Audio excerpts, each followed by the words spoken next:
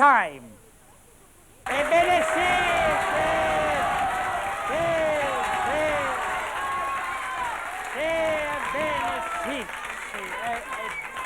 ebbene sì.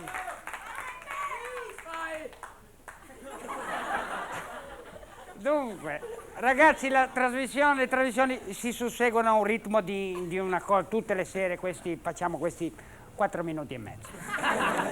Dunque, per la serie part time o play time o free time, tanto non capite lo stesso. Free time, tempo libero, tempo di piacere, parleremo di una cosa che interessa a tutti, come impiegare il tempo libero. Alcuni d'estate vanno e fanno le crociere in nave. Ora, la crociera in nave, su, tirati su, che stai crollando. Le crociere in nave bisogna farle con discrezione e sempre attenti a tutto. Perché? Chi fa una crociera in nave deve innanzitutto tenere presente che tipo di cabina ha su una nave, perché ci sono vari tipi di cabina, a seconda dei ponti. C'è il ponte A, quello in cima, ci sono le cabine tipo Love Boat, quelle con tutti gli optional, c'è anche il letto, ti dico una cosa.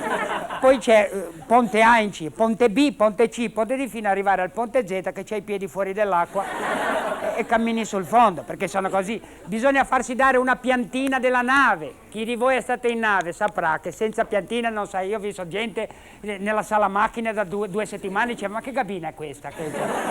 Si perde. E poi state attenti a non bisogna dimenticarsi i letti a castello che ci sono.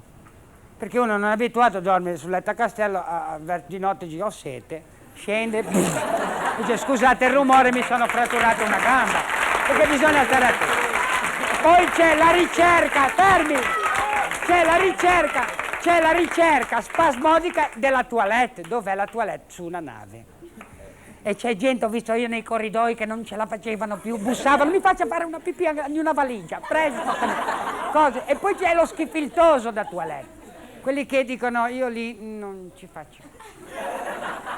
Allora prendono della carta igienica e gli fanno un turbante al vaso. Quando sono una montagna di turbanti di vaso, si mettono lì, pluf, vengono risucchiati perché scivolano, pluf, e vanno dentro il water fino a qua. Robe dentro lì.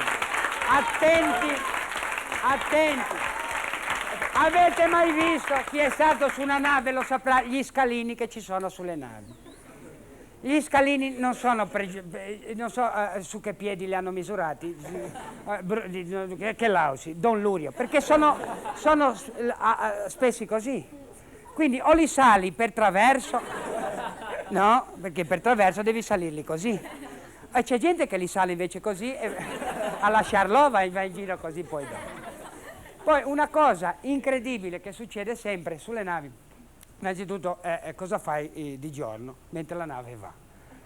Allora c'è la ricerca della seggiola a sdraio. C'è gente che le ruba le seggiole a sdraio, se le portano in cabina e loro dormono fuori, no? E poi al mattino sono là e mettono, per occupare la sdraio, non so, la crema abbronzante, una ciabatta, perché si abbronza anche alla ciabatta secondo loro. Occupano tutte queste. E poi c'è quelli che fanno fotografie, ci sono quelli fissati della fotografia, che poi devono portare a casa per far vedere che hanno fatto la crociera. Allora fotografano le cose più assurde, non so, una ciminiera della nave, una corda, poi si fotografano tra di loro, non sanno più cosa fare. C'è uno che si è fotografato il mare aperto, è venuta una fotografia blu, è come se si avesse fotografati i blue jeans, e aveva lo stesso effetto. Poi ci sono quelli che patiscono al mare. Appena c'è mare su una nave lì succede di tutto, perché vedi gente fuori del bordo così, gente che balla stando fermi, l'orchestra tutti legati, quelli dell'orchestra, la nave che fa così, questi ballano così.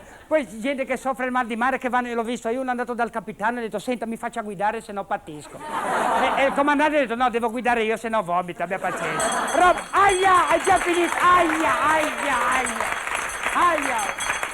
Cari amici, la massima di questa sera è: speriamo che tutte le ciambelle di salvataggio riescano col buco. Un naufrago. Ciao a tutti, grazie.